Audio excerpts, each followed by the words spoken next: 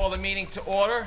Please rise for a moment of silence. And please keep in your prayers all our veterans that were lost, and especially those 7 Marines that just were killed.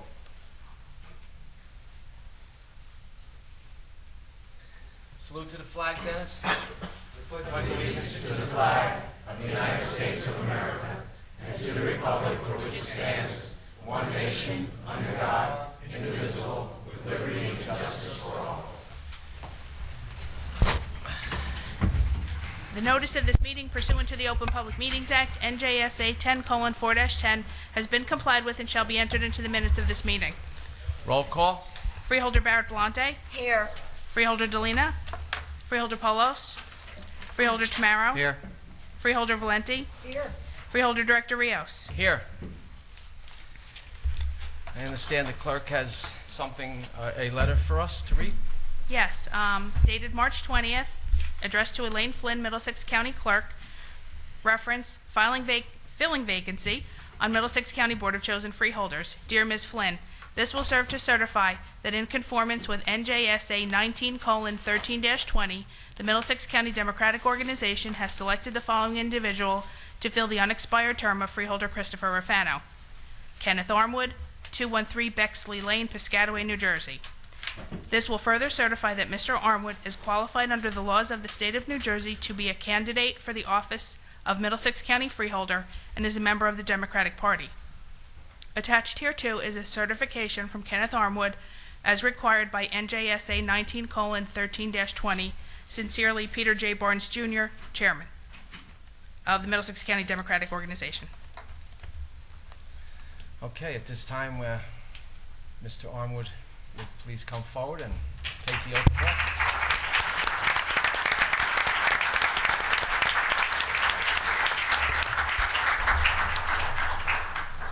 I'd just like to recognize who's here today that's going to be administering the oath of office.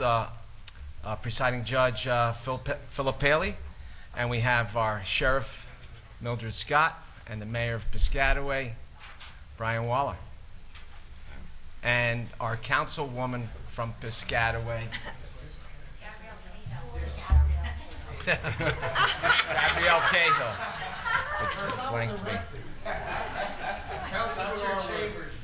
Put your left hand on the Bible. Raise your right hand. Please repeat after me. I, Kenneth Armwood. I, Kenneth Armwood. Do solemnly swear. Do solemnly swear. That I will support. That I will support. The Constitution of the United States. The Constitution of the United and States. the state of New Jersey. And the state of New Jersey. That I will bear. And that I will bear. True faith and allegiance. True faith and allegiance. To the same. To the same. And to the governments. And to the government. Established. In the United States. In the United States. And in this state. And in this state. Under the authority of the people. Under the authority of the people. And that I will faithfully. And that I will faithfully. Justly. And impartially. Perform all the duties. Member of the Board of Chosen Freeholders. Member of the Board of Chosen Freeholders. Middlesex County. To the best of my ability. So help me God. Mazel tov.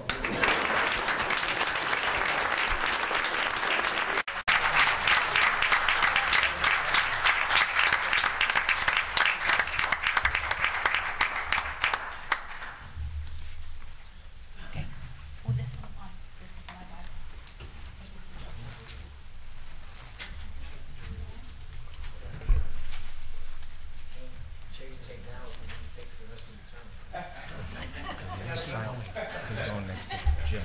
Does he know that? Yeah.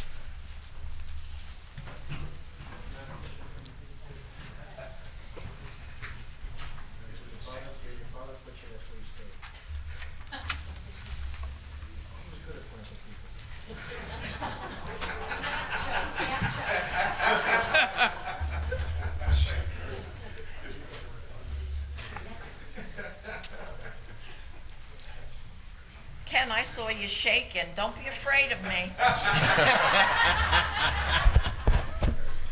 Feel to be afraid.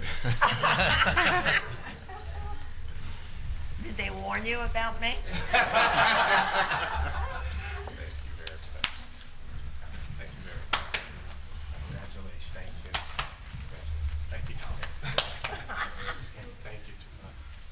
great friend of me. Thank you. Thank you.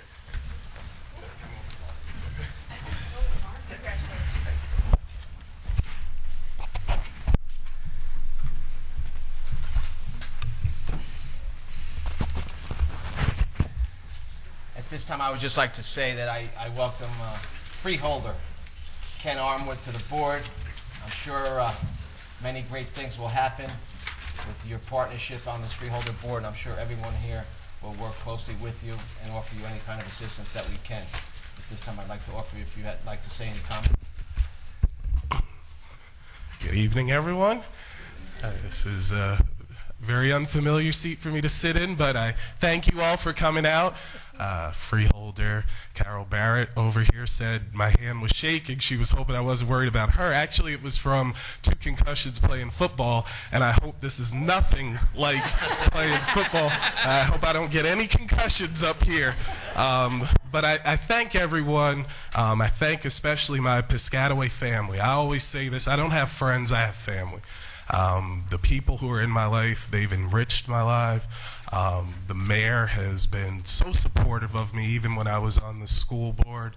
Mrs. Scott has been a trailblazer, and I would be remiss if I didn't recognize the contributions of Mrs. Scott, Mr. Vaughn, who's in the audience, Reginald Butler, Merv Alexander, Dr. Kenneth Saunders, Mr. Morgan over in Highland Park.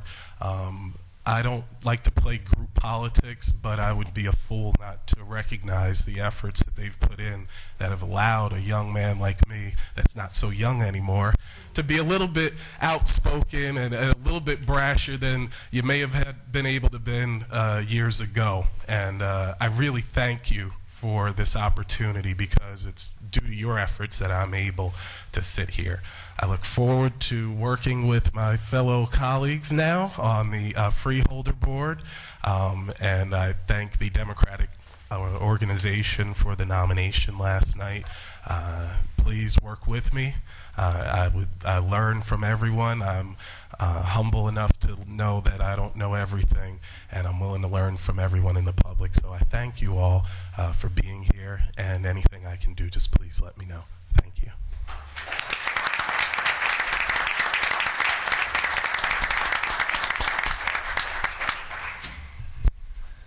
Margaret? We have some recognitions this evening. The first is recognizing the efforts of the Kiwanis Club of East Brunswick for their efforts relative to the Middlesex County 2013 Point-in-Time Homeless Connect project. Next is a resolution recognizing the Rotary Club of New Brunswick for their efforts related to the Middlesex County 2013 Point-in-Time Homeless Connect project. Next is recognizing Deputy County Clerk Sandra Benny on the occasion of her retirement. And last is celebrating 65 years of the American Conference on Diversity. Is there a motion to adopt? So moved. Second. Motion by Deputy Director Valenti, second by Freeholder Tamaro. Roll call. For the first time, Freeholder Armwood, Yes. Freeholder Barrett Belante, Yes. Freeholder Tamaro, Yes. Freeholder Valenti, Yes. Freeholder Director Rios. Yes.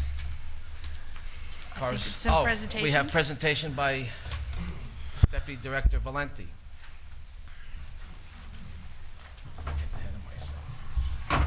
Would the representatives from the Kiwanis come forward, please?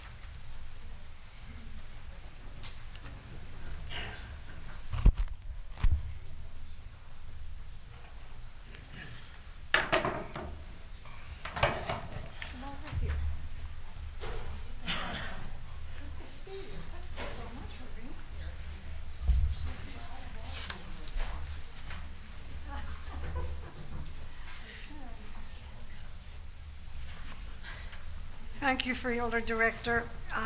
We have a beautiful resolution. It's kind of lengthy, so I'm not going to read the whole thing.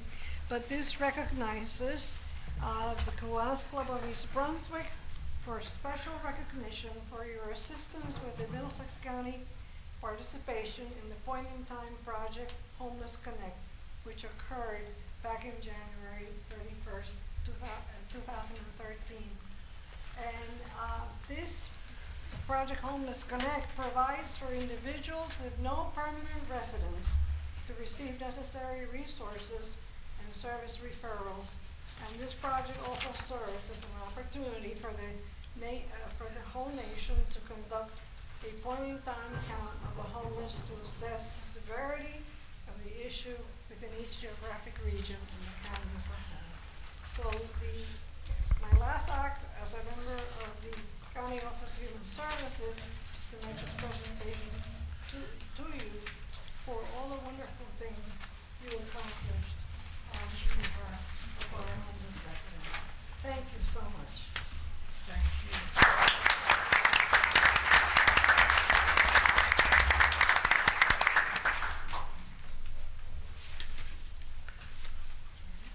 And wait a minute, where's the Rotary Club? One more? Okay.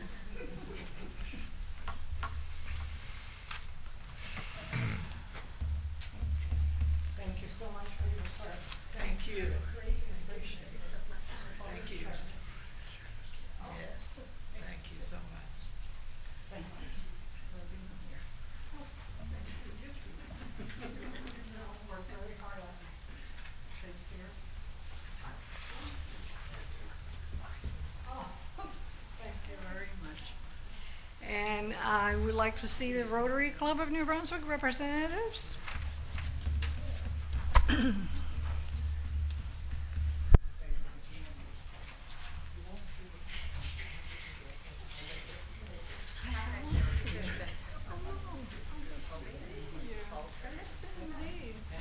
This is like a home waiting. Thank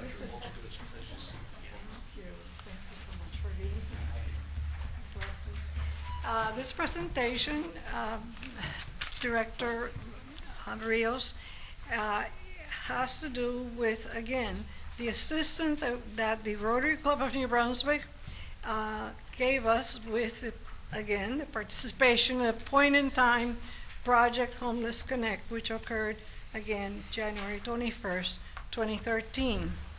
And this Project Connect will provide people, individuals with no permanent residence to receive necessary resources and service referrals. And it serves once more as an opportunity for the nation to conduct a point-in-time count. Well, this is what we've read with the other one. However, our Human Services Office was able to secure several sites to take part in this Project Homeless Connect. And they provided the county, could supply warm winter hats for individuals, and immediately this wonderful group of Rotarians, I should say, immediately volunteered to collect new winter hats to donate toward this effort. And whereas with perseverance and enthusiasm, the Rotary Club of New Brunswick membership initiated a very successful hat drive, encouraging fellow members to contribute.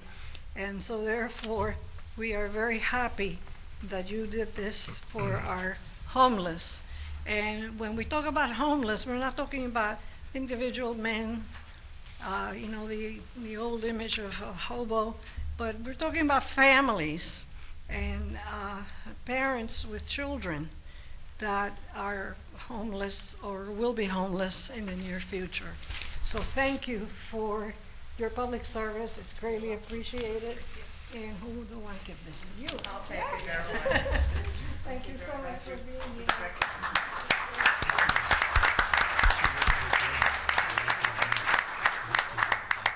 Would you like to speak? No. Sure Well, you will. very, very briefly, and I'm sure the Kiwanis Club feels the same way. We do all take part in trying to help our community. The Rotary Club of New Brunswick has been around for a long time. We're a very active club, and this is one of many projects that we try to support. So thank you very much for your recognition.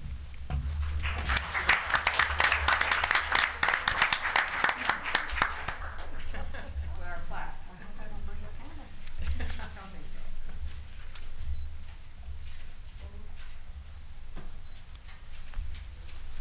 Oh, two cameras. One's mine. Oh, what is yours?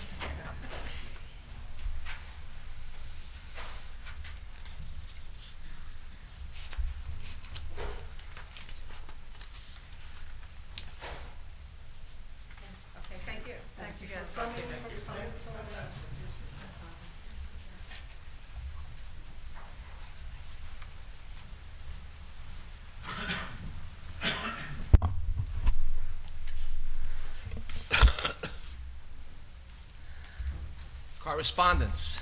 Each freeholder has been provided with a list of correspondence received by the clerk's office since our last meeting. This correspondence will be kept on file in the office of the clerk of the board for reference. Is there a motion to accept the correspondence? Second. Motion by Deputy Director Valenti, second by Freeholder Tamaro. All in favor? Aye. Aye. Opposed? Motion carries. Ordinances, introduction on first reading.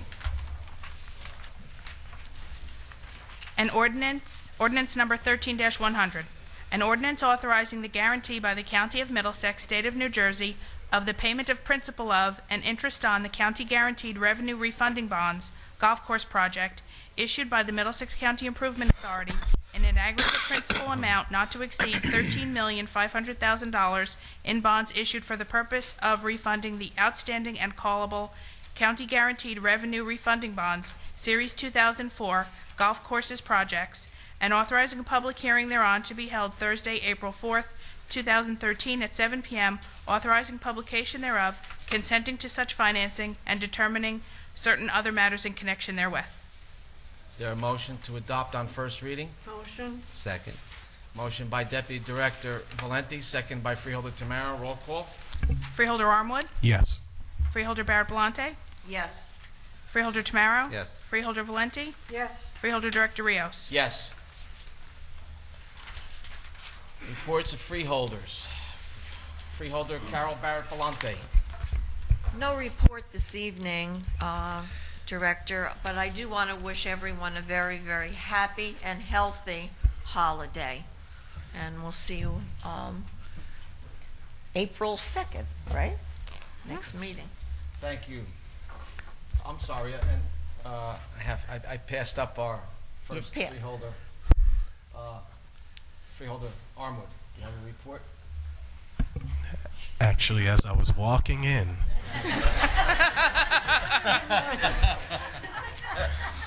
I was given my first official duty as the rookie on the board. So I'm going to read a report on behalf of Freeholder Valenti for the Department of Community Services.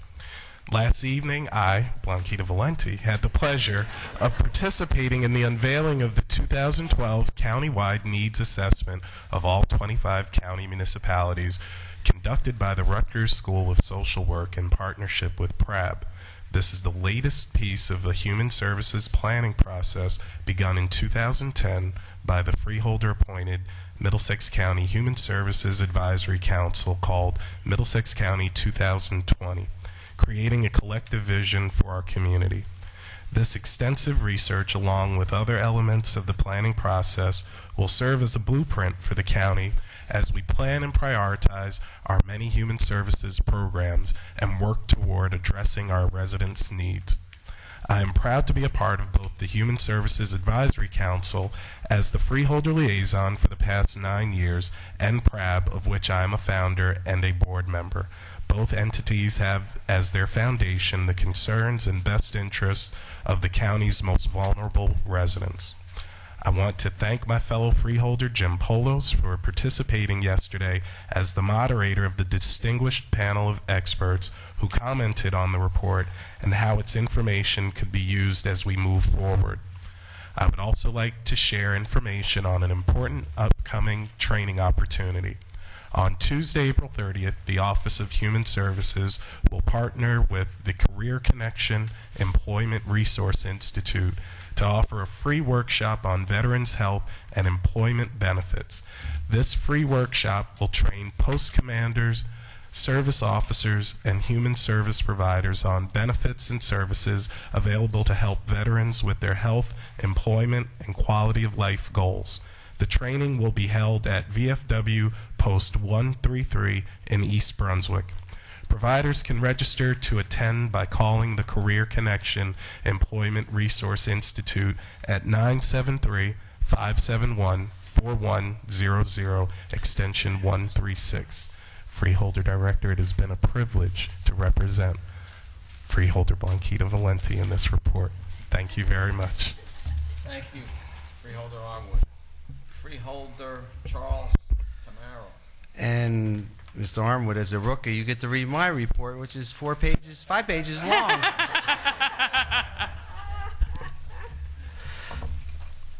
Do I have to eat the goldfish too?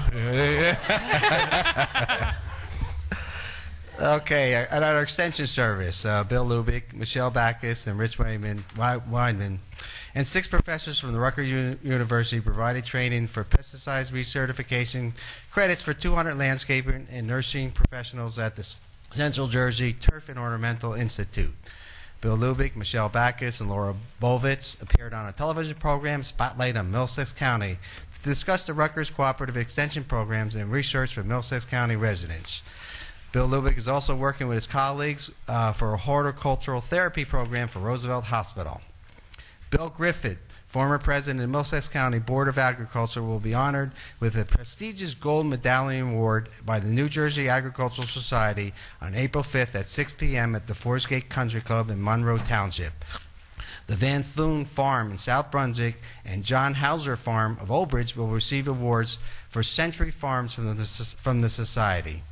Our 4-H youth development, the North Jersey 4-H Team Conference, was held March 8th through 10th in Somerset, New Jersey. 25 Middlesex County 4-H teens participated in this event, along with 2 AmeriCorps volunteers from New Brunswick, 4-H and 4-H staff.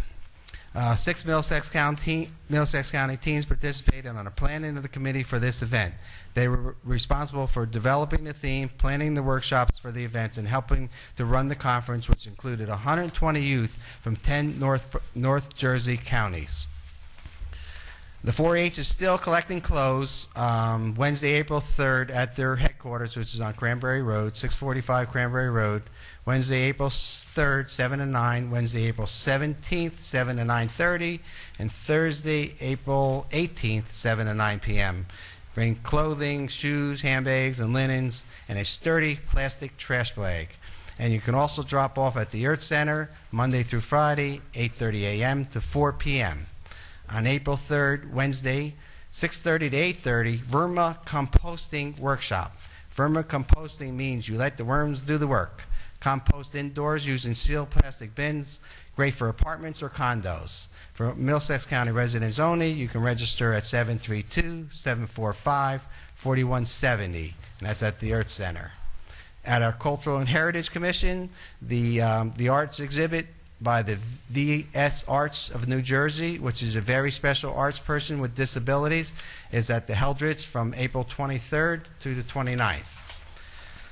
Edison Robotics team wins Russian National Championship. The Say What Robotics team from Edison, New Jersey won the Russian National FTC Championship against the International Field on February 9th, 2013 in Moscow, Russia. The Say What team won the Think Award, Captain of Winning Alliance, and Inspired Award in order to qualify for the World Championship that will be held in April in St. Louis, Missouri. They competed against 15 teams from Russia, Romania, Mexico, and the U.S., and were the Winning Alliance captain.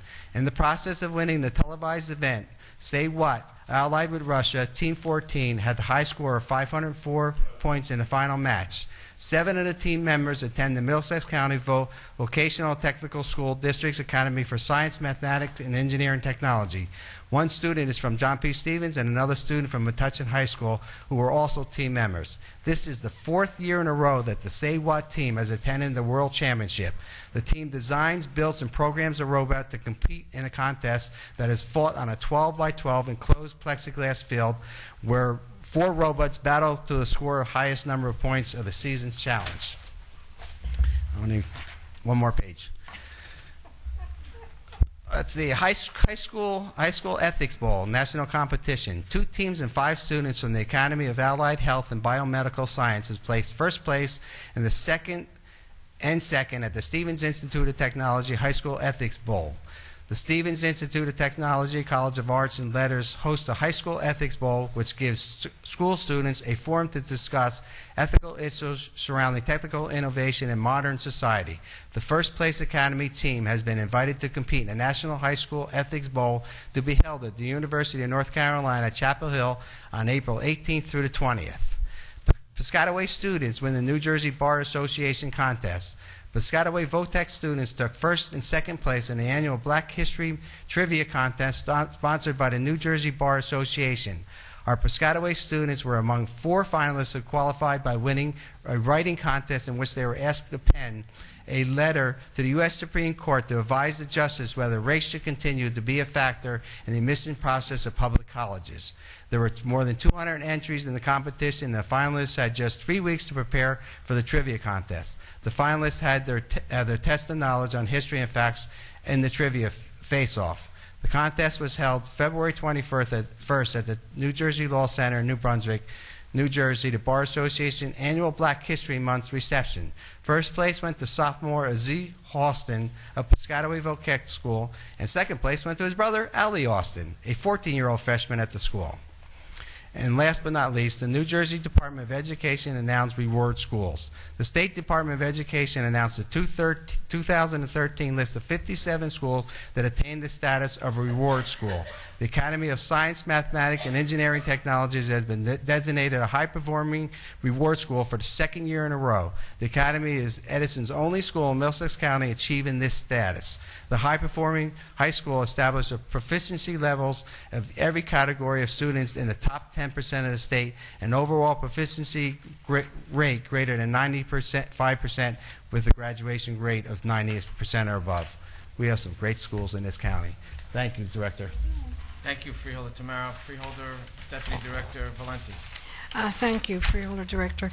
I wanted to add 4 names of nonprofit and government agencies that also participated in the point-in-time count that we mentioned before. And they were Elijah's Promise in New Brunswick, the Salvation Army in Perth Amboy, the Woodbridge Housing Authority, and Changing Lives Ministry in South River. And again, if you know of anyone who's homeless or in need of assistance throughout the year, you should call our homeless hotline at 211. I also have a very comprehensive report from Jennifer Apostle. She is the coordinator of McFoods. For those of you who forgot what McFoods is about, it's our network of collecting food that are in turn given out to various at least 40 agencies that deal with people who are really hungry. And in 2013, in February, 27.8 tons of food were received and distributed to an average of 40 agencies each week in February 2013. Where did these come from? 5.9 tons came from food drives from businesses, clubs, and organizations, as well as our permanent collection sites. 17.4 tons of produce and product donations from the Community Food Bank of New Jersey, and 4.4 tons of fresh bread came from a local bakery. And a number of informational emails were sent out to the McFoods Network regarding not only food but clothing available at Clothesline, which is part of the network of the Community Food Bank, cooking classes at Promise Culinary School, and food stamp outreach programs, which are among the topics that were shared with the agencies. The February the 5th meeting, Feeding New Brunswick Network meeting, they continue discussion towards streamlining the registration process between all of the participating pantries. There was a discussion with the Community Food Bank regarding disaster recovery and creating super agencies, which McFoods would be for Middlesex County, with the local coalitions being as backup. Also, the We Care Network of Perth Amboy meeting, there was a presentation from Jolin Foods and a discussion with the Community Food Bank regarding disaster recovery and creating super agencies, which McFoods would be regarding recovery and for Middlesex County, with the local coalitions being backed up. And this group is also working towards building a relationship with the mayor and the city of Perth Amboy to raise awareness, food, and funds to benefit the coalition and better assist the residents of the city. And not only that, but McFoods is actively participating in the weekly meetings of Middlesex County Long-Term Recovery Group and bi-monthly meetings of the Middlesex County COAD to assist survivors of Hurricane Sandy. McFoods can assist in the group's efforts to secure volunteers and donations, as well as provide resources for emergency and supplemental food needs. I know this is a very lengthy report, but it's important that people are aware what our McFoods is doing. And I think that Jennifer Apostle, which is on the staff of MCIA, as the coordinator, she has done an outstanding job over the years, and I want to make sure that we report to you what has been going on. We want to thank everyone who has supported McFood's program and encourage individuals, businesses, schools, and organizations to continue that generosity. And we hope that 2013 will bring increased community awareness and activism. And before I end my report, I want to thank Jerry McKenzie, Melissa Lewis, and the whole staff, Lila, and the whole staff of the Human Services Department, as well as the Department of Aging, for their cooperation and the wonderful thing they do. The department is run very, very well. It's not thanks to me, it's thanks to you. Thank you. Thank you, Deputy Director Valenti. At this point in the public safety, health and public safety report, I'd like to call on and introduce Carl Kleberg to come up here and do a brief PowerPoint presentation. Carl was brought on to help the county, help the local municipalities in the recovery of Superstorm Sandy, and he's going to give us a brief PowerPoint presentation. Carl? Thank you. Good evening. My name is Carl Kleberg, assigned as the Middlesex Local Disaster Recovery and Mitigation Coordinator. I would like to thank the Freeholder Board for allowing me to speak tonight and discuss the recovery efforts of Middlesex County. When I started my assignment 90 days ago, I developed an action plan for a long-term recovery. My job was to support the disaster recovery initiatives of the county and each of the municipalities, working in cooperation with FEMA, the New Jersey Office of Emergency Management, and other federal and state agencies by providing post-disaster technical assistance. I examined the damages, submitted an after-storm action point, and identified the hardest hit communities and met with the affected communities to establish a working relationship. My goals can be broken down into 4 areas. Facilitation. Facilitate meetings at the request of the borough and township officials with FEMA and state representatives. Communication. Communicate and provide the most current information to our local officials. Coordination. Provide the necessary resources to make sound decisions for rebuilding. And collaboration. Work together to provide an understanding of the individual assistance, the public assistance, and the mitigation process to allow our communities to make wise decisions. What have we accomplished so far? Now, in 5 minutes, for me to explain 90 days, we wouldn't have time. I'll highlight on a couple things. We have held town hall meetings with Woodbridge, South Amboy, and will be providing technical assistance to Old Bridge for an adoption meeting. We've assisted residents, small businesses, private nonprofits, and SBA application process at the Senior Center in Saraville. We've provided FEMA Region 2 press releases, articles, NJDEP and community fairs information on availability of grants and rebuilding procedures. We provided a floodplain managers workshop and DEP waterway removal at Middlesex Fire Academy, and worked with our business development and education group to develop floodplain maps. We posted them on the county and the state websites.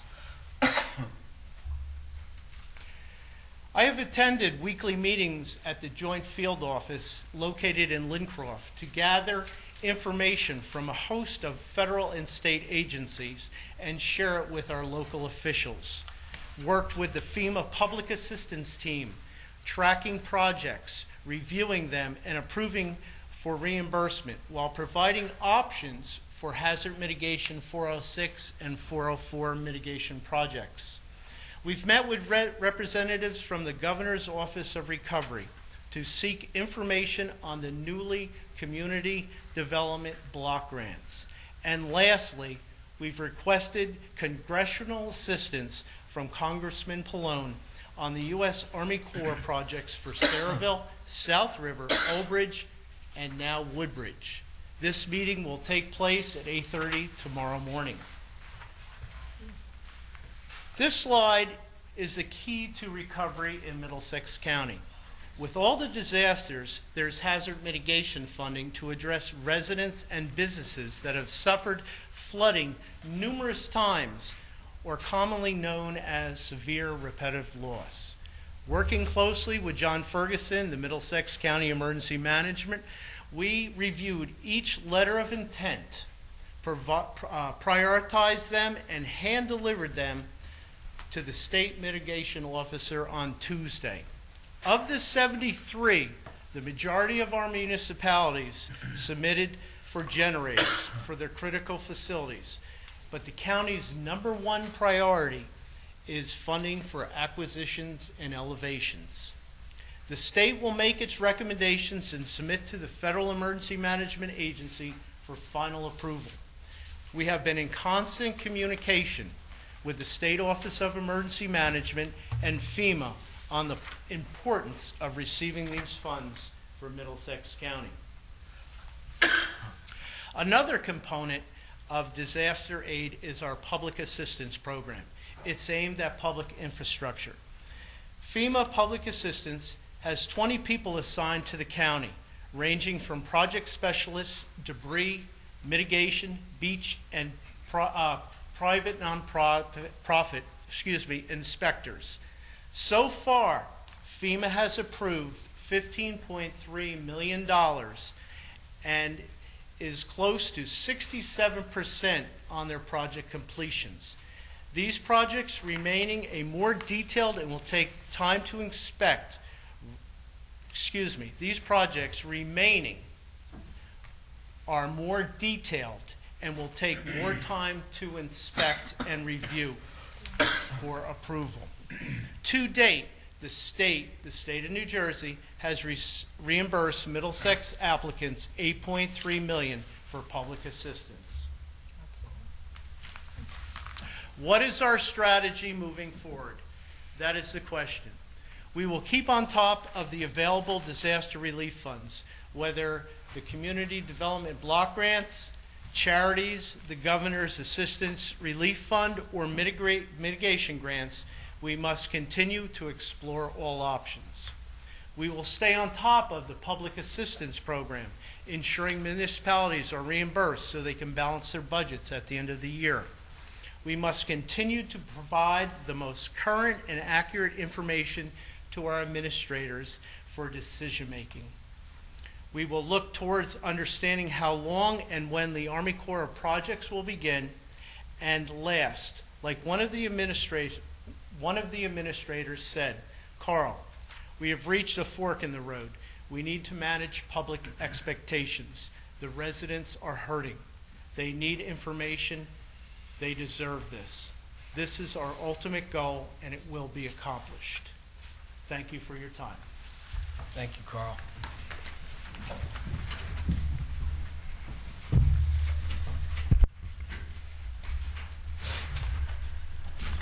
Okay. Resolution to be added. Mr. Kelso? Yes, Freeholder Director, we have one resolution to be added, and that's the appointment of Freeholder Kenneth Armwood to various county committees. Specifically, the resolution provides for Freeholder Armwood to be the new chair of the Community Services Committee and a member of the Public Safety and Health Committee. Need a motion to add this to the agenda? Motion. Second. Motion by Deputy Director Valenti, second by Freeholder Tamara. Roll call.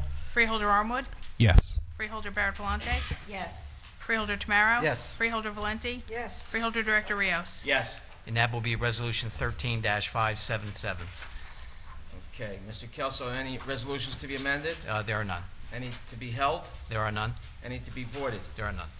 At this time, I'd like to open up the meeting to the public on any resolution items only. Anyone from the public? Yes, sir. Please state your name.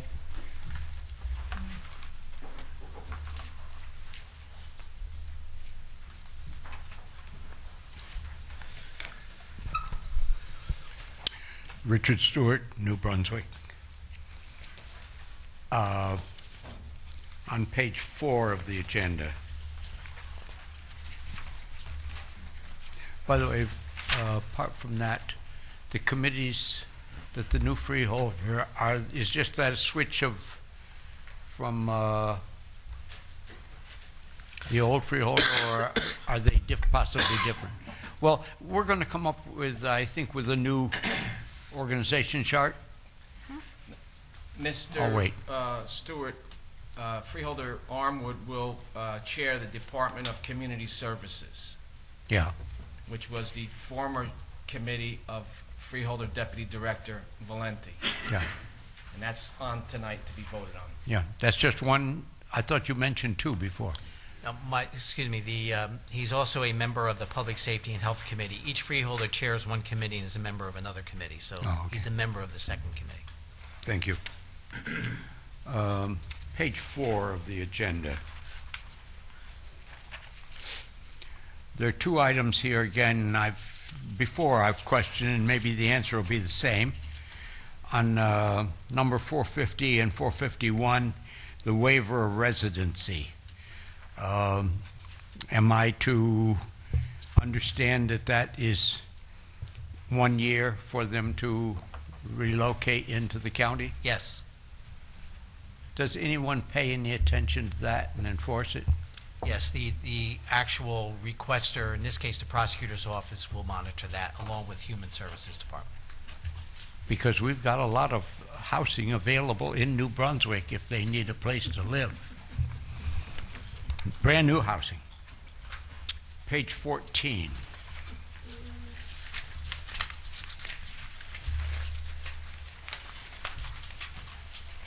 Some of it they even claim is affordable housing. But I'm not sure who they're talking about. Donald Trump, maybe? On page 14, there is number 539. It's appropriating $13,100 for grave markers. Is that 1 year supply of grave markers, or I'm assuming grave markers are those metal ones that I see in the cemetery? For the veterans. For the veterans. Yes. They're for the veterans, sir. Yes, but I mean how many veterans do we have? Are we burying the 13,000? What does one? It's put on every veteran's grave. It's not just the ones that were buried in that year. So it goes on every veteran in the county. Every year? Yes. A new one? Yes.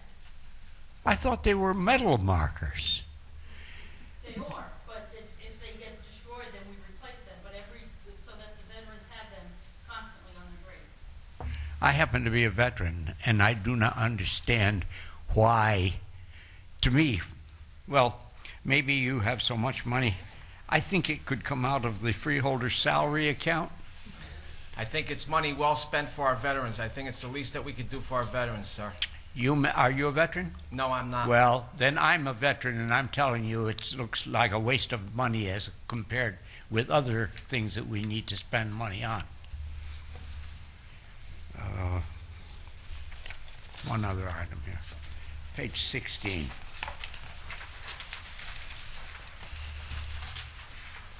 Um, 557.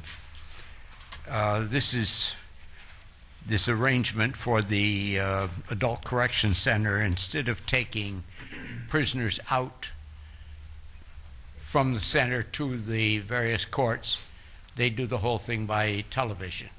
I have seen it in operation up in East Brunswick one time. And I think it's an excellent idea. But is this, does this amount of money, $25,000, that's for the judge's services, right? Correct. How much does it cost to redo this hookup? Because it's a special television hookup from the correction center to, is it going to be to his courtroom in Highland Park? No, he actually goes to Time. the facility and does the arraignments. That avoids the need for transportation of the inmates to other courthouses. Okay, well, that's a change then, because at one time they were doing it, they were televising from East Brunswick. I was there in the court when they were doing it. Okay, so They now do the both, judge... actually. Pardon? They do both. Any idea what the ratio is, or what? No, what? I don't. See if you can find out for me, please. Thank you, Mr. Stewart. Thank Anyone you. else from the public? Is there a mo- Move to close the public portion? Second. Motion by Freeholder Tamaro, second by Deputy Director Valente. All in favor? Aye. Aye. Opposed? Motion carries. Okay, Mr. Kelso, are there any items to be removed from the agenda? I don't believe so. Okay. The Freeholder Director, if no items to be removed, then a motion would be in order to adopt the consent agenda consisting of resolution numbers 13-449 through 13-577. Is there a motion? Motion. Second. Motion by Deputy Director Valente, seconded by Freeholder Tamaro. Roll call. Freeholder Armwood, Yes. Freeholder Barrett Belante, Yes. Freeholder Tamaro, Yes. Freeholder Valente, Yes. Freeholder Director Rios. Yes. At this time, I'd like to open up the meeting to the public on any items. Yes, sir. Please state your name.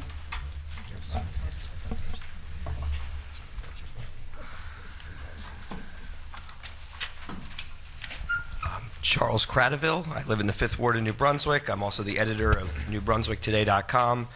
Good evening, Mr. Director. Good evening, freeholders. Welcome to the newest member of the board. I wish you all the best. I do sincerely believe this is, as Dave Craybill used to say, the greatest county in the land. I believe this is also the greatest country in the world. And a big part of the reason that it is that we have free and fair elections.